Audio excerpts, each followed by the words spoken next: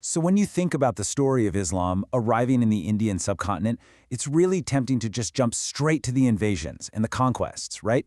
But the real story, well, it starts way, way earlier. And it doesn't begin with swords, it begins with sails, with centuries of trade, and a new faith arriving peacefully on merchant ships. So that's exactly the journey we're going to trace today. We'll start with those ancient, peaceful connections. Then we'll uncover the one act of piracy that changed, well, everything. We'll meet the incredibly young general who led the charge, and then we'll see how his rule set up a system that would echo for centuries. Let's dive in. Okay, so first things first, we have to understand that the Arab world and the subcontinent, they were old friends, you could say. They were connected by the sea long, long before the main events of our story even kick off. For centuries, Arab merchants had been sailing these exact routes, from the ports of Arabia all the way to the bustling coasts of India. But this wasn't just about swapping spices and textiles. This was basically a highway for ideas, for culture, and eventually for faith, all flowing across the Arabian Sea. And this is what's so fascinating. I mean, look at these dates. We're seeing mosques being built in India by these Arab traders during the lifetime of the Prophet Muhammad himself. This just wasn't a story of conflict, it was one of coexistence from the very beginning. The only military action back then was a small naval force sent out, and it wasn't to conquer anything, it was to protect that very trade from pirates. So for hundreds of years, you have this peaceful, commerce-based relationship. It was the norm. But then, one single event would come along and completely shatter that norm, setting the stage for a full-blown invasion. And the big question is, what was it? What incident could possibly be so significant that it turns friendly trading partners into sworn enemies? Well, it all came down to this. A ship belonging to Arab Muslims was making its way with gifts, goods, and, crucially, women and children on board. And right off the coast of Sindh, it was attacked by pirates. Everyone was taken captive. Now, the governor of Iraq, a man named Hajjaj bin Yusuf, was absolutely furious. He sent a very clear demand to the local ruler of Sindh, Raja Dahir. Punish the pirates, release the captives. Dahir's response? Well, it was basically a diplomatic shrug. He just said the pirates were out of his control. Now, for Hajjaj, this was not an acceptable excuse. It felt like a direct challenge to his authority.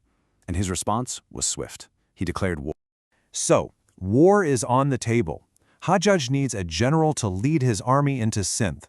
And the person he picks is, by any standard you can think of, incredibly young for a job this big. 17. Get this, he was 17 years old. That was the age of Muhammad bin Qasim, Hajjaj's own nephew, when he was handed an entire army and told to go conquer a foreign kingdom. A teenager was about to lead a campaign that would literally change the map of the region forever. So, the stage is set for this epic clash. On one side, you've got the established, experienced Hindu ruler Raja Dahir. And on the other, this young, ambitious, and very determined general, Muhammad bin Qasim. Two worlds were about to collide. Now, Hajjaj didn't just send his nephew off and hope for the best. He gave him clear strategic advice. And this quote here reveals a brilliant two-part strategy. First, engage the army directly, sure. But look at that second part. Win the favors of the chiefs of Sindh.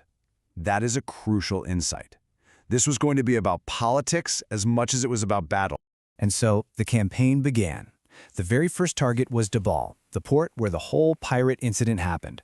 Qasim's forces brought the heavy artillery, powerful siege engines like catapults, and laid siege to the city. After a pretty fierce battle, Dabal fell, and those captive women and children who had sparked this entire conflict, they were finally freed. With Raja Dahir defeated, the conquest was a huge military success. But, now comes the real test. It's one thing to conquer a territory, it is something else entirely to govern it. So how was this young general going to rule over a population that was overwhelmingly not Muslim? Well, first, they didn't stop. After securing Sindh, Qasim's army pushed onward to Multan. Now, Multan was a major prize, a huge center of trade, known for its incredible wealth. Capturing it brought this vast, prosperous region under Arab control. Now, to govern all these new people, Qasim implemented a very specific legal status for the non-Muslim population. They were classified as dhimmi, which translates to protected people. And this concept was really the foundation for how this new state was going to work. So let's break down what this actually looked like on the ground. The local Hindu and Buddhist populations, They could practice their religions freely. Their temples were protected. They could even run their own villages and settle their own disputes. In return for this protection and autonomy, they paid a special tax, the jizya, which also exempted them from having to serve in the military. This wasn't just about being tolerant, it was incredibly pragmatic. For a small ruling minority to govern a vast population, working with local leaders was really the only way to build a stable government. So, a new system is in place. What was the immediate fallout? What kind of footprint did this new administration actually leave on the subcontinent? Well, the impact went way beyond just politics. A massive cultural exchange kicked off. Knowledge started flowing in both directions, with really important Sanskrit texts on science and philosophy being translated into Arabic. This was a pivotal moment, with Indian mathematics and astronomy flowing west, influencing the Islamic Golden Age, and from there, eventually Europe. And you can see the proof of this permanent shift right here. These are the tangible markers of a new state. On the left, brand new Umayyad coins being minted in Sindh. On the right, new architecture, like this mosque. This wasn't just a temporary raid, it was the foundation of a whole new political and cultural reality. But here's the tragic twist in the story for our main character.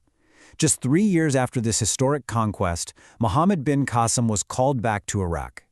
There had been a political shift back home, his patron was out of favor, and as a result, the now 20-year-old general was executed by his rivals. The man himself was gone, but the state that he founded, it endured. And that leaves us with one final, huge question to think about.